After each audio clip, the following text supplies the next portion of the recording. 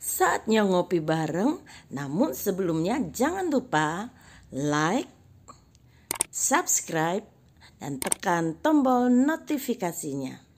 Serta bagikan kepada yang lain.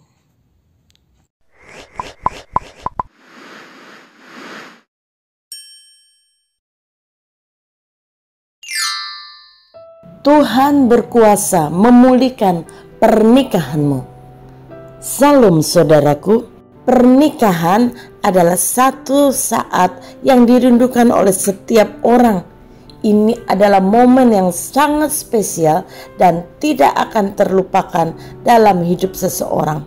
Karena itu, setiap orang akan berusaha mempersiapkan hari bersejarah itu secara matang dan sebaik mungkin, mulai dari pakaian pernikahan, dekorasi, hingga konsumsi yang akan dihidangkan kepada para undangan. Tak terkecuali bagi bangsa Israel, pernikahan juga merupakan salah satu peristiwa yang sangat disakralkan.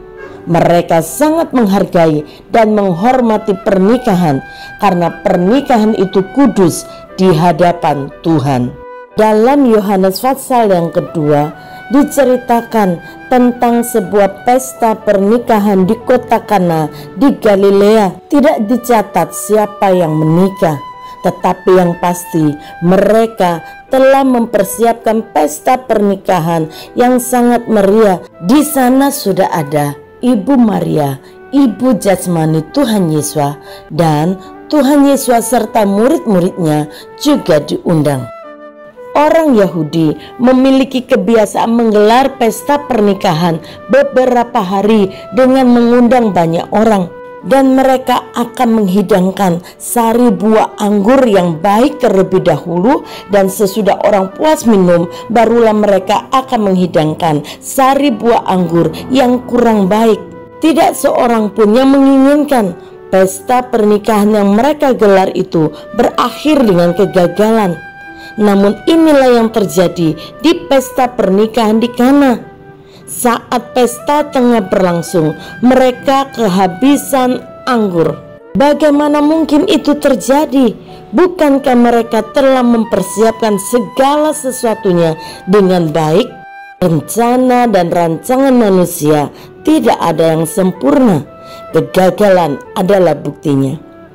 Kehabisan air anggur di tengah pesta adalah masalah serius dan sangat memalukan, menunjukkan bahwa si tuan rumah tidak bisa menjamu para tamunya dengan baik, dan ini bisa menodai acara serta akan menjadi peristiwa yang tak mudah untuk dilupakan oleh si tuan rumah, kedua mempelai, juga para undangan. Ketika mereka kekurangan anggur, Ibu Tuhan Yesus berkata kepadanya, "Mereka kehabisan anggur." Kata Tuhan Yesus kepadanya, "Mau apakah engkau daripadaku, Ibu? Saatku belum tiba." Walau secara jasmani Tuhan Yesus adalah anak Ibu Maria, tetapi sesungguhnya Tuhan Yesus adalah anak Yahweh. Jadi Ibu Maria tidak punya kuasa untuk menentukan kapan Tuhan Yesus harus bertindak dan menyelesaikan masalah yang ada. Namun Ibu Maria percaya bahwa Tuhan Yesus tidak akan berdiam diri melihat kesusahan orang. Ibu Maria yakin bahwa Tuhan Yesus pasti akan melakukan sesuatu, walau ia sendiri tidak tahu apakah yang akan dilakukan oleh Tuhan Yesus. Itulah iman dari Ibu Maria. Karena itu ia menyuruh para pelayan pesta untuk taat melakukan apapun yang diperintahkan oleh Tuhan Yesus. Ketika Tuhan Yesus menyuruh para pelayan untuk mengisi 6 tempayan yang disediakan untuk pembasuhan menurut adat orang Yahudi, mereka taat melakukannya, meski apa yang diperintahkan Tuhan Yesus itu tidak masuk akal. Namun upah dari ketaatan itu menjadi nyata ketika mujizat terjadi. Air dalam tempayan itu berubah menjadi air anggur. Bukan air anggur biasa, tetapi air anggur dengan kualitas yang sangat baik.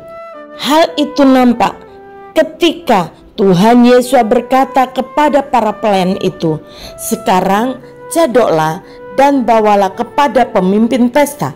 Lalu mereka pun membawanya.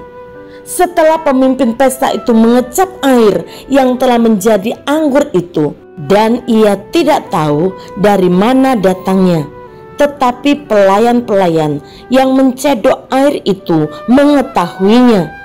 Ia memanggil mempelai laki-laki dan berkata kepadanya, "Setiap orang menghidangkan anggur yang baik dahulu, dan sesudah orang puas minum, barulah yang kurang baik.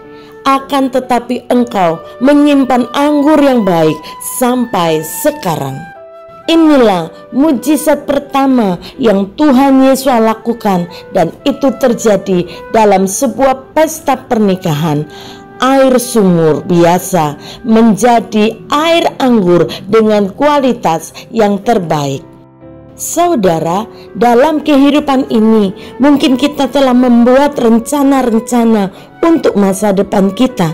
Namun dengan berjalannya waktu, ternyata rencana-rencana itu tidak berjalan sesuai dengan pikiran kita.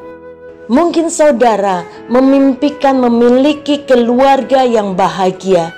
Namun dengan berjalannya waktu, pernikahan, rumah tangga yang saudara miliki tidak seperti yang saudara bayangkan atau impikan. Ekonomi keluarga yang semakin sulit, pertikaian dalam rumah tangga, bahkan rumah tangga diambang kehancuran, anak-anak yang sulit diatur, seolah-olah tidak ada harapan lagi bagi pernikahan saudara. Bahkan ketika dunia beranggapan bahwa semua semakin bertambah sulit, kualitas hidup semakin buruk, jangan menjadi kecewa. Kita hanya perlu lebih mempercayai Tuhan Yesus. Mari kita belajar memahami bahwa Tuhan mempunyai waktu sendiri dalam menolong kita umatnya, dan Tuhan Yesus tahu yang terbaik bagi kita. Kita harus sabar menunggu waktunya Tuhan untuk dinyatakan dalam hidup kita. Pengkhotbah 3 ayat yang ke-11, Ia membuat segala sesuatu indah pada waktunya. Percayalah bahwa Tuhan Yesus adalah Tuhan yang berkuasa atas kualitas. Air sumur biasa diubah menjadi air anggur yang sangat baik. Ketika rumah tanggamu mengalami kualitas yang tidak baik, serahkan kepada Tuhan, percayalah kepada Tuhan, taat kepada Tuhan, dan Tuhan akan berkarya pada waktu Tuhan untuk mengubahkan rumah tanggamu menjadi rumah tangga yang bahagia, rumah tangga di mana Tuhan berhadirat dan memberikan sukacita, damai sejahtera dalam kehidupan suami, istri, dan anak-anak sampai Tuhan Yesus datang kedua kali. Bapa, kami bersyukur kepadamu untuk kasih-Mu yang besar dalam hidup kami. Engkau tahu setiap kesulitan kami, Engkau tahu setiap pergumulan kami. Saat ini kami berdoa buat anak-anak Tuhan ataupun orang-orang yang mendengarkan renungan secangkir harapan ini, mereka yang sedang bergumul untuk rumah tangga mereka. Mungkin saat ini mereka sedang diambang perceraian. Tuhan, kami datang kepadamu, kami mau menyerahkan pernikahan kami ke dalam tangan Tuhan. Kami percaya Engkau berkuasa atas kualitas. Engkau sanggup mengubahkan rumah tangga yang hampir hancur menjadi rumah tangga yang dipulihkan, yang penuh dengan sukacita dan damai sejahtera Tuhan, penuh dengan kebahagiaan. Karena itu Tuhan, kami datang kepadamu memohon anugerah-Mu buat setiap rumah tangga yang ada. Tuhan, mari kerjakan seturut dengan kehendak hati-Mu, hati suami, hati istri, hati anak-anak. Berikan roh yang taat kepada Tuhan, dan kami akan melihat Tuhan, ketika kami melakukan kehendak Tuhan, Engkau akan berkarya pada waktu-Mu sendiri untuk memulihkan setiap rumah tangga kami. Di dalam nama Tuhan Yesus kami berdoa dan menerima pemulihan Tuhan atas rumah tangga kami, atas keluarga kami, atas pernikahan kami. Haleluya, amin. ketaatan dan kesabaran menanti waktu Tuhan adalah kunci untuk mengalami mujizat Tuhan atas kualitas hidup kita. Tuhan Yesus memberkati.